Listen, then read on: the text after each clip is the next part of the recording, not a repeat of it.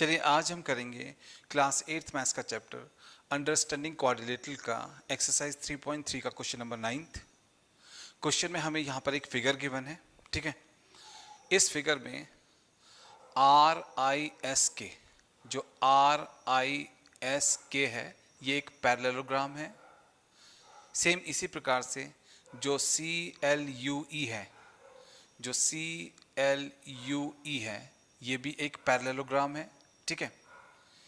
यहाँ पर इस फिगर में जो एंगल K है ये 120 डिग्री का है, जो एंगल L है ये 70 डिग्री का है। हमने इस फिगर में यहाँ पर जो ये X है इसका वैल्यू फाइंड आउट करना है, ठीक है।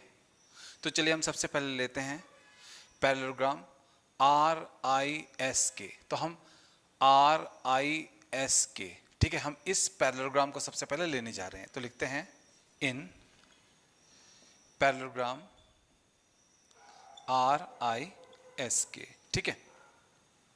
अब देखिए इस आर आई एस के इस वाले पैरेललोग्राम में एंगल के जो है ये 120 डिग्री का एंगल है। अब देखिए ये वाला एंगल इस वाले एंगल के ना एडजेसेंट एंगल है। ये दोनों एंगल एक दूसरे के एडजेसेंट एंगल है। आपने याद रखना है कि जो भी आस पास वाले एंगल होते हैं एक पैरेललोग्राम में, जो आस पास वाले एंगल होते हैं, जो एक के बाद एक एंगल होते हैं, ये एडजेसेंट एंगल्स होते हैं एंड इनका जो सम होता है वो होता है 180 डिग्री, ठीक है। तो एंगल के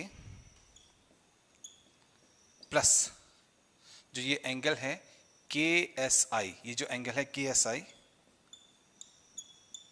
इन दोनों का सम हो जाएगा 180 डिग्री। क्यों होगा? क्योंकि ये एडजेसेंट एंगल्स ऑफ पैरेललोग्राम है ना।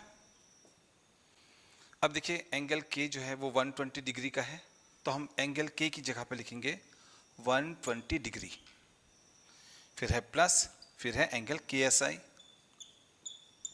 इक्वल्स टू में है 180 डिग्री। हाँ, अब हम 120 डिग्री को लेफ्ट से राइट में लेकर के जाएंगे, तब लेफ्ट हैंड साइड में रह जाएगा एंगल के S I and right hand side में हो जाएगा 180 डिग्री माइनस 120 डिग्री, ठीक है।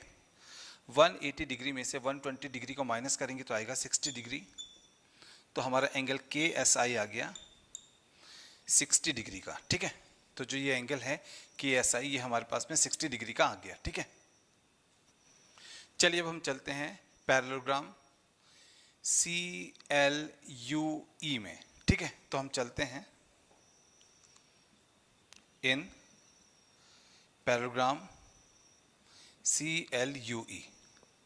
अब देखिए इस parallelogram C L U E में ये वाला एंगल जो है इस वाले एंगल के बराबर होगा, क्योंकि हमें पता है एक पैरेललोग्राम में जो अपोजिट एंगल्स होते हैं वो आपस में इक्वल होते हैं, जो आमने सामने वाले एंगल्स होते हैं वो आपस में इक्वल होते हैं, इसलिए ये वाला एंगल जो है इस वाले एंगल के बराबर होगा, ठीक है।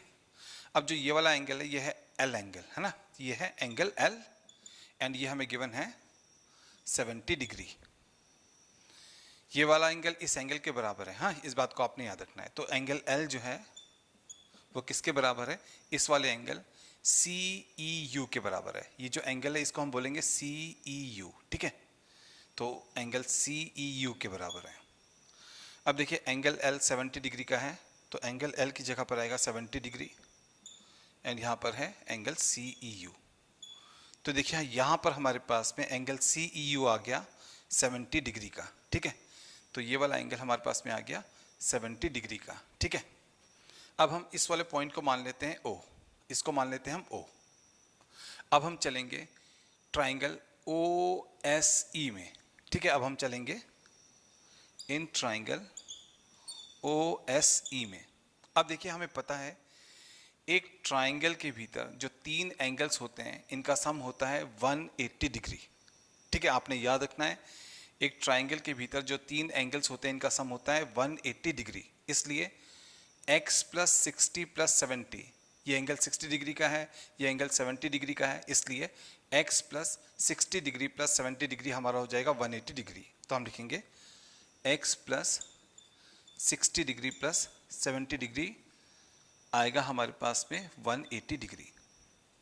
देखिए ये दोनों एंगल्स जो थे ये अपोजिट एंगल्स थे, इसलिए यहाँ पर आपस में इक्वल थे। तो यहाँ पर हम लिख भी लेंगे कि जो हमने एंगल एल को एंगल सी ई ओ के इक्वल दिखाया है, वो क्यों दिखाया है, क्योंकि ये अपोजिट एंगल्स ऑफ पैरेललोग्राम है ना, इस कारण से ये आपस में इक्वल है। तो यहाँ पर हमने रीजन लिख दिया। अब हम यहाँ पर भी रीजन लिखेंगे, ठीक है।